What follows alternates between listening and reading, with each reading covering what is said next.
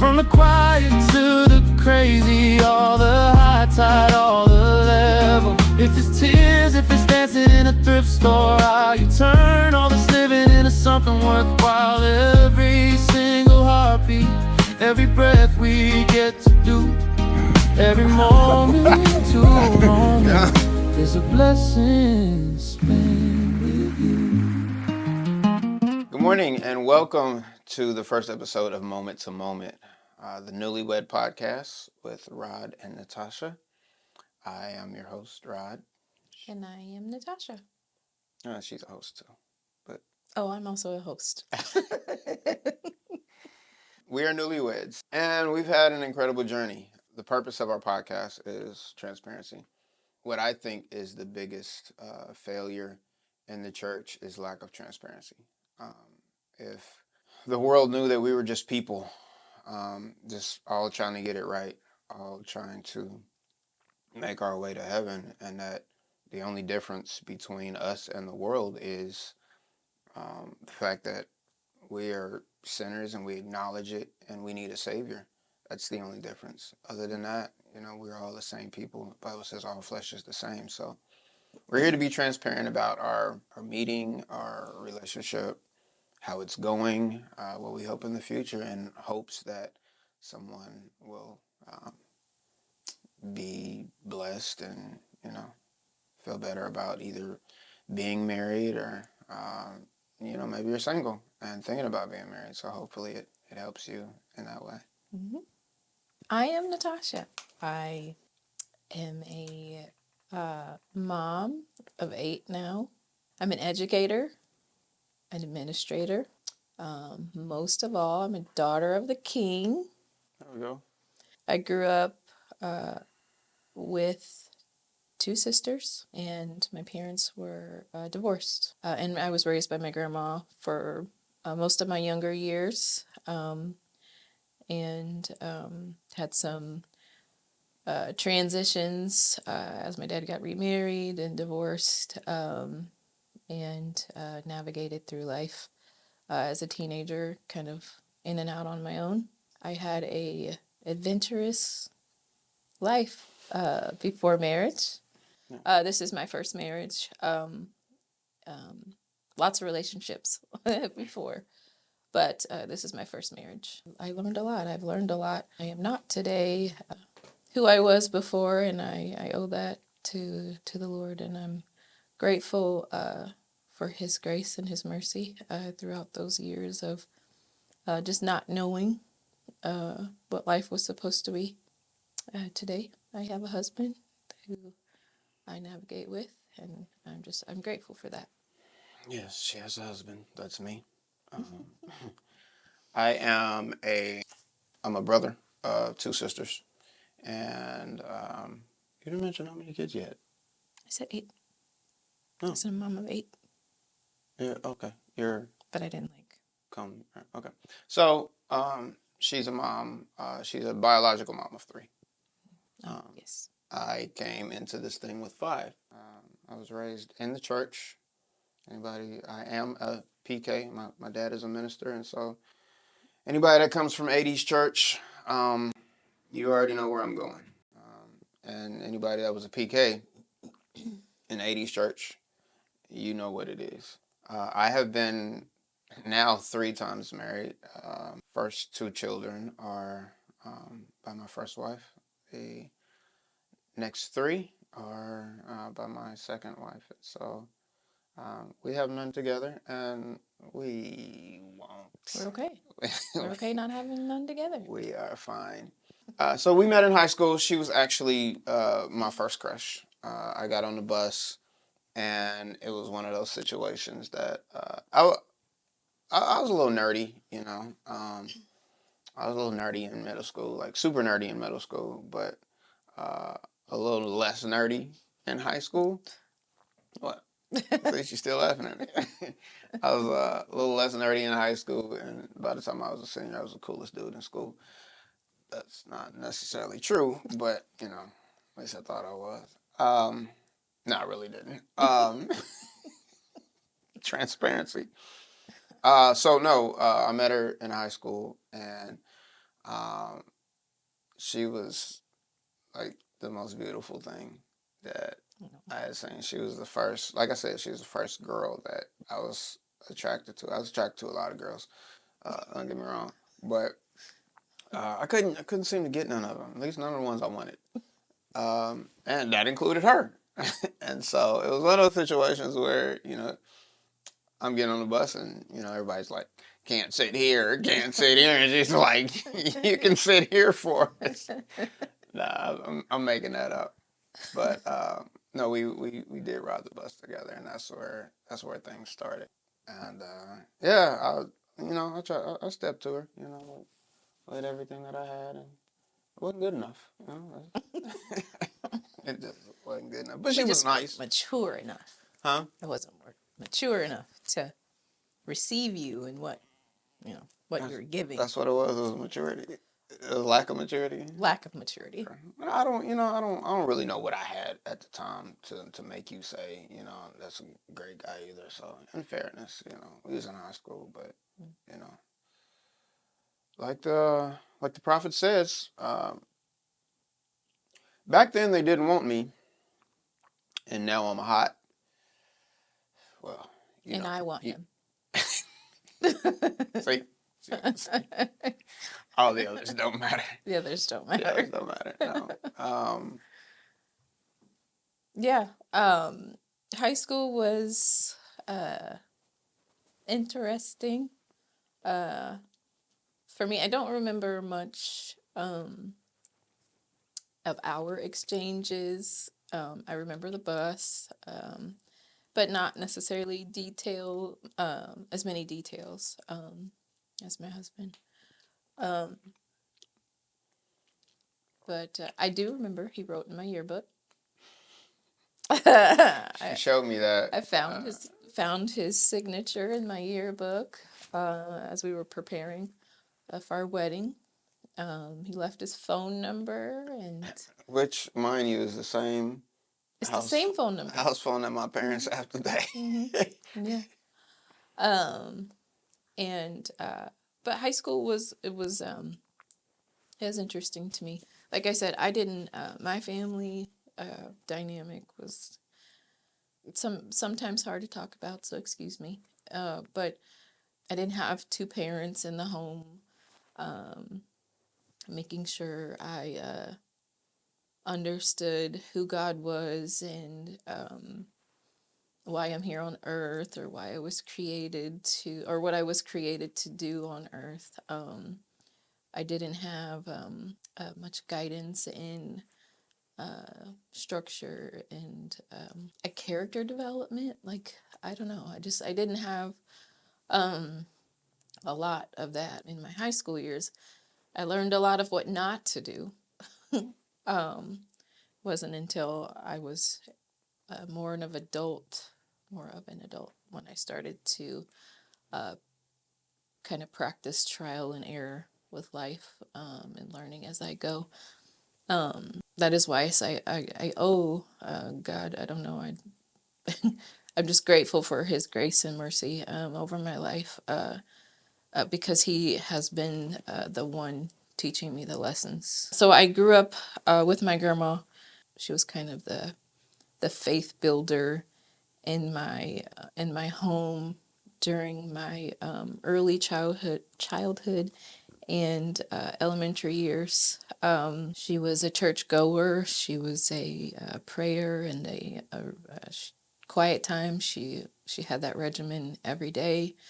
And I would watch her. She wouldn't include us, but I would watch her, and I believe that even though she didn't intentionally like bring us in, that I was being exposed to it, maybe for to put it in my pocket for later. She would take us to church on Sundays, and I remember just being. She was Baptist, and so there was lots of routine in the process. And I remember very specific things about her church process. But I remember always, every time that I went with her during the choir, and when the when the pastor would get up in energy, I remember always feeling tears and just or myself feeling myself getting emotional and moved by something, and I didn't know what that was, and I would start to cry. And she kind of hand me like a little, Kleenex, like just kind of, and I would scoot close to. Did she ever talk to you about that? She never said anything? No, we Wow. we never had conversations about that. I never said, "Grandma, what does that mean?" I never. I didn't. Uh, I'm working on a project right now, and what I wrote, I believe that I had this. I don't know where the fear came from of people, even just asking questions or wanting to know things, and being afraid of answers, or their responses or what they would do. And so maybe that has something to do with it. I have I guess I grew up with a fear of people. Yeah, she's fairly introverted. At least I think you're I think so. fairly In introverted in spaces, spaces. Yeah. I can be what I need to be Yeah, for my role, in my career. but at times you have a tendency to seclude and be a little Kind of reclusive. fold in. Yeah. I, on the other hand, both of my parents have been married now 48 years. Yeah. Why am I asking you? It'll be 48 this year. It was 47 Yeah, it's last year. 47. Oh, yeah, okay. Well, she knows more about my family than I do. Yeah, they've been married 47 years. I think I just listen better than you. So this is what this podcast is going to be. Guys. I just tune in. And I don't. We starting already. No, no, they've been together 47 years, and the home that I grew up in, I saw a lot of laughter, a lot of love, a lot of family structure. We went to church 5 days a week most times. Never missed a Sunday from what I remember. But definitely it was 5 days a week because you had Sunday, we had church, we had Sunday morning service, or we had Sunday school, and then we had Sunday morning service, and then we came back to church at at 7 o'clock for Bible study, and then I think Monday was the only day we didn't have something. So Tuesday we had my mom had to clean the church because she cleaned the church and we was little, so she took us with her.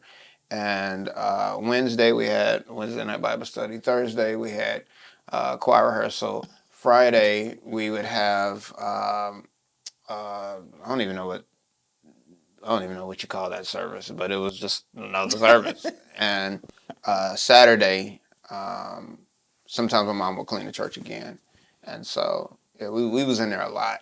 And me and my sisters, we swore, we was like, man, we ain't never going to church because it was just a lot of church. It was just a lot of church. But I grew up in a fairly peaceful environment. Not even fairly peaceful environment. It was very peaceful. Like, I know my mom and my dad, they had their struggles like every marriage does, but they did a really good job of keeping that away from us. Like, we didn't see them fight. We didn't hear them fight. We heard and felt temperatures, but I think I remember only one time where there was like a moment where we was like, "Oh no, what's going on?"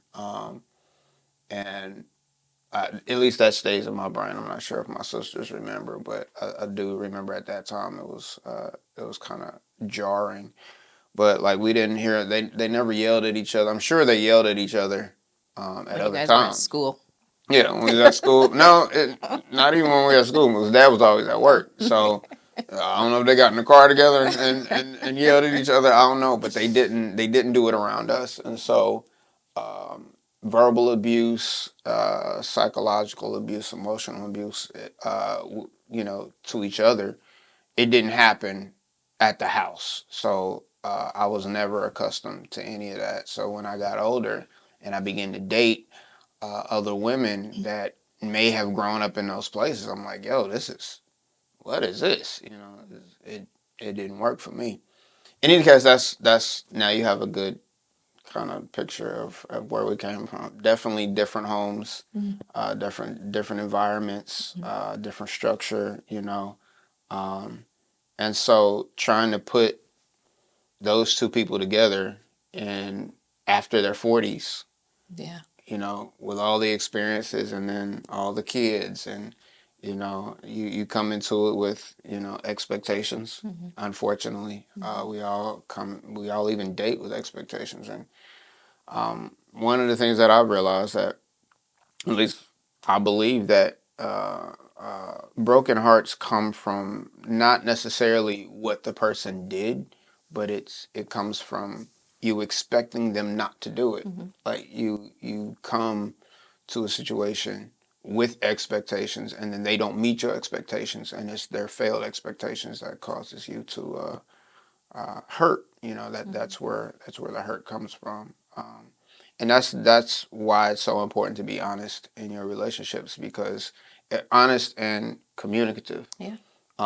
If you don't communicate, then you're left to your or you leave your mate to their own imaginations Mhm. or expectations, Mhm. probably based off of the way that they grew up or based off Yeah. of the way they navigated relationships prior to. And my wife is not my ex, Mhm. and I'm not her ex. So communication is a big thing. At least that's one of the things that we're learning to do. Yeah. I think that my experiences growing up definitely molded my approach to relationships like a great deal. I talk about the trial and error. My parents, I believe they meant well. Um, I believe they had good intentions when they discovered they were pregnant. I don't know what their outlook of parenthood was prior, or even With marriage, their experience. what their experiences Mm-hmm. were. My parents were got married while my mom was pregnant with me, if I'm saying that story correctly. And I remember her telling me she was, just a few years ago, I remember her sharing that she was kind of in a space of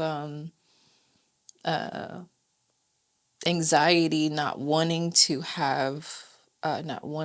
be married to my father when she was pregnant with me. They had a very rough relationship. As you said, your family was, or your home was peaceful. Mm-hmm. My home was not peaceful. Lots of arguing, lots of screaming and fighting and drinking and things like that, unfortunately. And so I was born into, I Kind of chaotic. yeah, a chaotic world. And it, uh, I believe it leveled out once it leveled out once we were put with my grandmother. As she didn't allow that type of Mm-hmm. thing in her home. Now your grandma was not married to your Right, grandfather too, right? my Okay. grandma and my grandpa were not married when we lived there. I don't know when it was that they divorced. Mm-hmm. I guess as far back as I can remember, Mm-hmm. they weren't married. But oh, so They you were don't even married. know if they were married? Oh, I okay. but um I would assume so. I would assume that at some point they lived together. They Mm-hmm. had 6 children. My dad is number 5 of Wow. 6.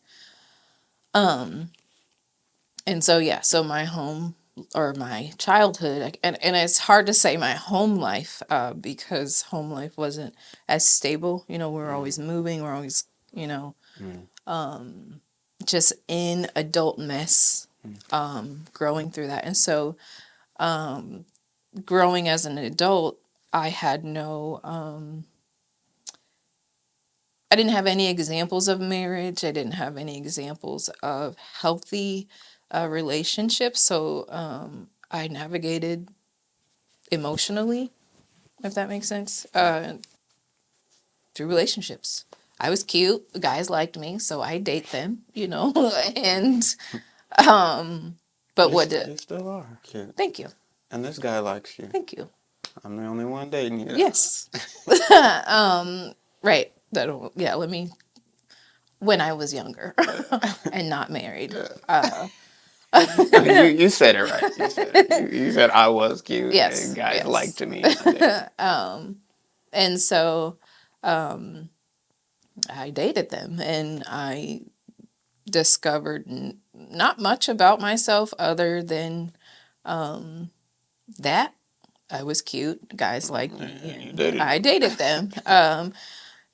And so again, I didn't have any examples of like a person saying, stepping back and saying, I'm in this relationship, it's not working. What do I need to do for myself? Right. Or how do I need to what corrections do I need to make Right. to be better or to prepare for the next one? I didn't have those examples. And so the only examples I had were to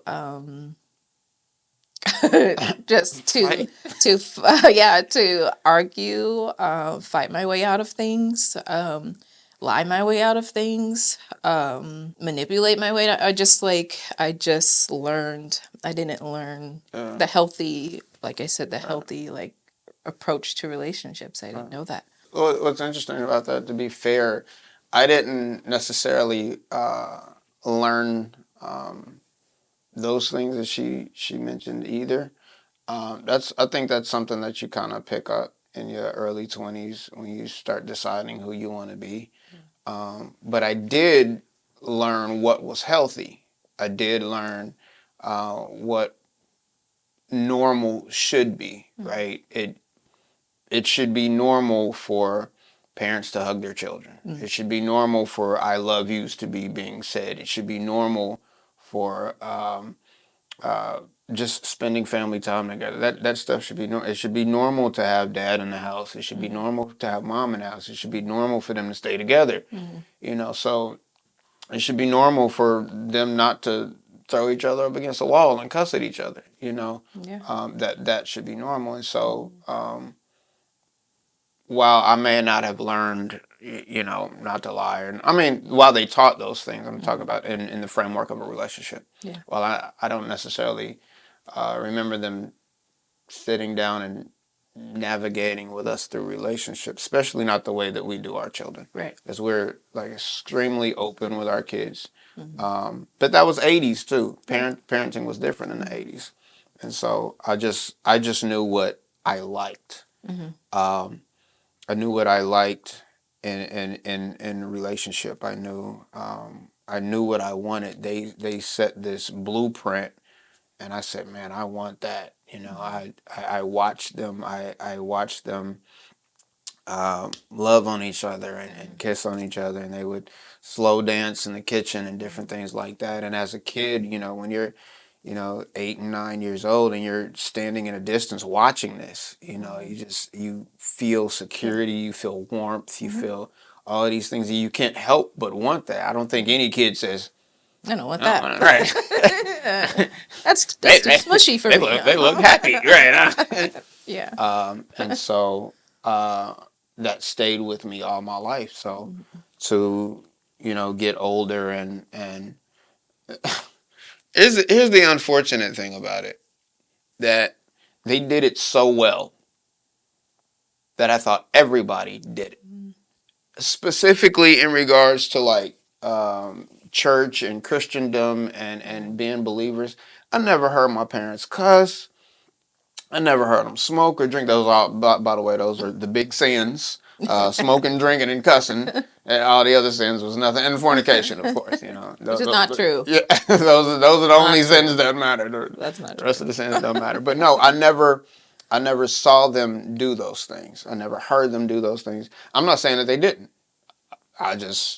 They're humans, so yeah, you know, in 47 years of marriage, you know, I wouldn't doubt it if somebody got a, you know, F you know, I wouldn't be surprised if one of them, you know, or both of them, you know, I don't know. All I know is the picture that they painted us was one that I wanted, and then when I moved on to being adult, I realized how rare my upbringing was. I realized that this is not like nobody seems to have. I can't seem to connect with anybody. I remember telling my mom after I think it was my second divorce. I remember telling her, I was like, Mom, I realized why I can't find anybody. I realized why it's hard for me in relationships because the woman I'm looking for is you, right? I'm looking for because this was the woman. This was the example of a woman, and my parents. Wow. They're rare people, and so what? That's I, wow. what I know, I Just that come to yeah like I'm yeah looking for you. right. I'm Like looking because for that's women, all. right? I'm looking for, and Yeah. I Wow. guess it's very common, you know, because men be like, my mama don't cook like Right. that. Well, I'd never say anything that Yeah. stupid, but that's who we look for. And so I grew up because I never heard my mom cuss. I grew up not liking hearing women cuss. I could hear a dude cuss all day long, but for me, for to hear a woman cuss was just like unladylike. You know, you're supposed to be a lady. You know, you're supposed to be, you know, feminine and soft and all of this stuff. And when I got, you know, in my 20s, everybody was cussing.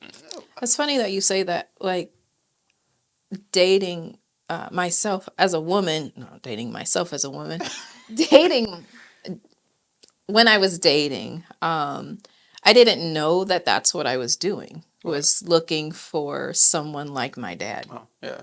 Mm-hmm. or just always finding myself with someone like my dad. So it's an unintentional Mm-hmm. like attraction. Like Right. Right. you're not conscious Right. of that. That's Like right. that's what you're doing. Right. And There, it's, I'm sorry. Go ahead. I was just gonna say there's a specific relationship that this person fully resembled my dad, and I gravitated to that, and it was had I let some of it rolled out that way, like it wasn't fully what my mom experienced, but there were definitely Similarities. so yes, definitely similarities in character and personality. Yeah. Um, And what's interesting is some of us look for that, right? And some of us, like in my specific case, I'm looking for a woman who don't smoke. Those were my things. If I when I was dating in my 20s, you can't smoke, you can't drink, and you can't cuss, right? That's just what it was. I never saw my mother do that, so that's a woman to me, right. right? And so some of us desire that, right? Yeah. Some of us have this, we have this example and we desire it. Others of us see our examples and we don't necessarily want it. Yeah. Yeah. But, Yeah. but that is what we put up with. That's what we, Yes. you know, Yeah. that's We have a capacity for it because that's all we know. capacity. We Yeah, have we have a capacity for that yeah. person or our And it's okay. yeah. Yeah. We have a grace for it. We have a mercy. We have a capacity for Yeah. it. That's funny. It's funny you say that. My my first wife, she would say things to me when we had arguments. She said, "Everybody goes through. Everybody has their problems, you know." And I was like, "This is not normal. This what is happening. Yeah. This is not normal. Yeah. I didn't have the capacity Right. because I didn't Because you see it. didn't. Right, Right. right. And but whatever her home She life did. was, right? She was like, "This everybody does this," and I'm like, "No, everybody's not throwing things at people." And that was kind of my example. I had to really learn, depending on the guy that I was with and his limit, his capacity, depended on how far I would go in conflict. I remember. Oh, I just won't forget this experience in a relationship with my second daughter, her dad and I. He, we're just in a heated argument, and I was known to throw things. And I threw something, and his response was, "We're not doing that." Yeah. Which allowed me to, which says, number one, you're going to respect me in Right. this moment. Right.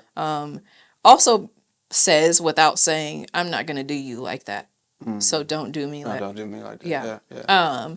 And so it required me to back up Right. and to check myself in the moment, like, whoop. It put a border Yeah. in, or It's a boundary. boundaries. Right. It put Yeah. a boundary. Okay, you can't go this far with this guy. Right. Yeah. And so that's kind of how I navigate a relationship. Like, check temperatures. Like, this one's going to let me run this far. So I'm going to run this far. This one won't let me run this far. This one wants me to, and so I just, but I never had a Natasha, this is what you're going, what your, what you value. This in conflict and relationship. This is, how you're going to act no matter what. Yeah. No matter what they do. Yeah. I never had that. Unfortunately, until my 40s. Which kind of, it's funny, it's frustrating, but then at the same time, it's like, I got it when I was supposed to have it, you just you start to accept those things, like, okay, and that's the Lord's grace and mercy over your life for your 40. He knew what your life was. And so, you just have to accept that he's brought you to the place now. So now, so do better. Right. Kind of. Yeah. And so marriage was not, it just wasn't anything that was on my mind unless the guys, brought it up. I've been engaged 3 times total.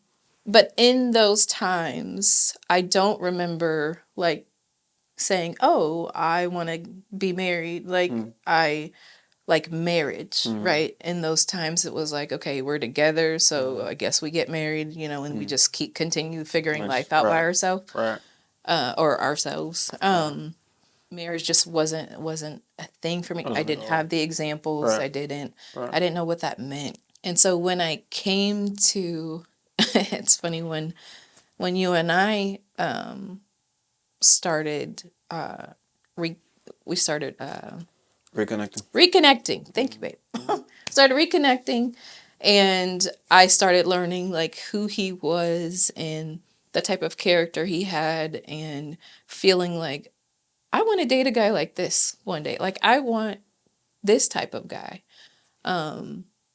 I was in a space to where I could actually feel that energy and start to believe that I was worthy of it. And so it was like, this feels good. Like, how do I get this type of guy? Because again, we were reconnecting, we were friendships. He's in a relationship. I had some things going on, so it wasn't. We never explained that to them. We never explained that. Sorry. You just said again. Excuse me. I'm talking ahead of ourselves. Sorry. Next chapter. Next chapter.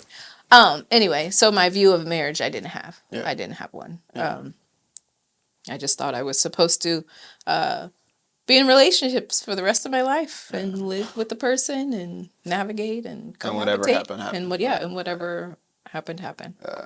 Unfortunately, mine looks different.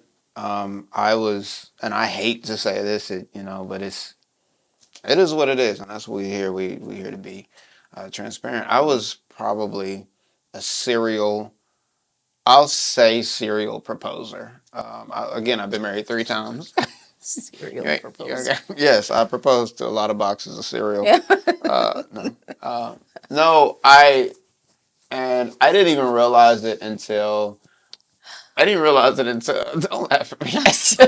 She wants to A laugh lot at of me so boxes of bad. cereal is Oh, just oh that was great, wasn't it? that was That was, really yeah, good. that was really good. Yeah.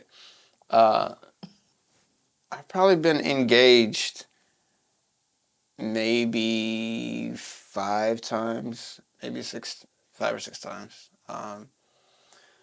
But I realized, like, I've always been like a fan of commitment, and it's because of my upbringing. I wanted what my parents had, but the crazy thing about it is, my parents have been together 47 years because of who my parents are. Right. Right? Mm-hmm. I couldn't marry anybody Mm-hmm. and expect to get the same outcome. Right. I'm me with my background, Mm-hmm. and young lady is young lady with whatever her background is. Right. My parents, their backgrounds are not similar either. They're not vastly different, but in the space of getting saved or having a relationship with God, my mom, she got saved like super young as a Mm-hmm. kid, and my dad, nope. He was ripping around the streets and doing things that guys did in the 70s. But no, and so I loved being in love. You know, I loved being committed. I loved like loving one girl and having her love in return, and like everything for me as a younger person was like butterflies and rainbows and all of that. And so whenever I felt it, I was like, oh man, I want this forever. I finally found it. Will you marry me? That's just the way that it was Yeah. up until my second marriage. After my second marriage, I said, forget these. You can put whatever you want right there. I said, forget them. I'm done. These women, y'all say y'all want this, but then y'all have it. I was all the way there, and so Mm-hmm. I knew I was tapping out. You know, at least for a while, and I did. Sorry, that's chapters moving forward. We're Um, getting ahead of ourselves we're again. definitely getting ahead of ourselves, and we need to wrap up because we're going Yes. on an hour, so we don't want to bore you out too long. But Mm-hmm. um, we will come back with chapter 2 very Mm-hmm. shortly, and we hope that y'all tune in. Did you have anything else you wanted to say? Yeah, I want to ask you, what are you grateful to God for? I And guess you? yes, and me. Okay, I am, and it's something we can do. It's something we'll do every chapter. It can be anything. Whatever Doesn't you matter want. what. Okay. Sorry, just something came to my mind. I'm not gonna say what came to my mind. Oh my Yeah, gosh. I'm sorry. It's Can't take him anywhere. no. Um, but you better take me everywhere. I will take him everywhere. I'm American Express. Everywhere you want to be. You like it, isn't it? American Express. Yeah. Everywhere you. He doesn't even know. Whatever. What am I grateful for? I am grateful for so much. I don't know where to start though. Just one thing. I'll just pick one thing. Mm-hmm. I'll say this, and this is probably deeper than it. I was actually thinking about this the other day. I am thankful that you want to be my wife. Mm-hmm. You show me that you want Yeah. to be my wife. There's no doubt in my mind Mm-hmm. if wife and to me, that's important, That is important. wife and to me, Mm-hmm. you show it in everything you do. Like Mm-hmm. and that's for me, that's rare. That experience is rare. No shade to anybody else, but Mm-hmm. you you always show me that wife is what you want to do. You know, you want to do life with me, and that's invaluable. Yeah. Yeah. Thank you. Your turn. What is something that you think of?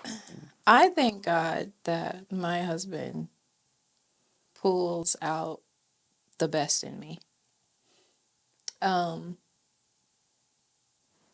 He's, and this is honestly speaking until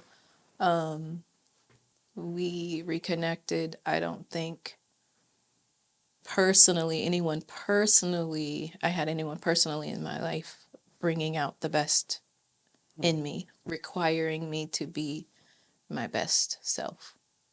And I am grateful to God for that, that He created you to be the person to do it. Thank you. Yeah. It's an honor. Thank you for those kind words. Sure. We're going to wrap up. We do hope that y'all enjoyed chapter 1. Mm-hmm. It's called The Introduction.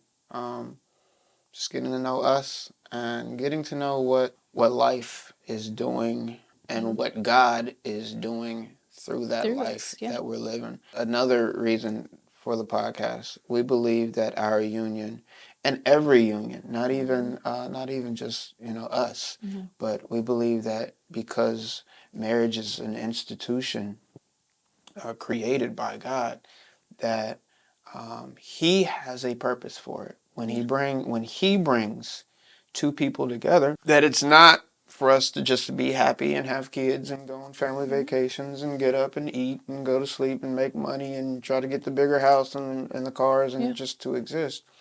Life is fleeting. It's a vapor. It's a moment. And so we believe, it's a moment. To moment. Right. And so we believe that there is a purpose to our union. And so this is just us walking out what we believe is the springboard of our purpose, is to help somebody else. Even, we might not have no advice. No, we don't. Because we're newlyweds, but just our story, you might hear something that will help a single person or a married person, a divorced person, a remarried person, a couple struggling in their marriage. Maybe we'll say something that might help you. That's what we're aiming for. So, and life has challenges. Married life has challenges. We've seen some already, a lot of them, as a matter of fact. And one of the things that we understand is being intentional moment to moment, because things change, and they have. When we get further, we get further in our story, things have just always You're changing. Smiling 1 minute, next minute you trip over your person, and then you're not smiling. In the very same day, in the same in this moment, almost. And it's like, what is happening? And you can see it happening. It's crazy. You can see it happening. And so we're just regular people developing and allowing God to develop us. And we're hoping to share that journey with y'all. We appreciate you for even stopping in, and we hope you swing by on chapter 2. Yes. Thank you for coming. Thank you for watching. See how you moment is a blessing spent.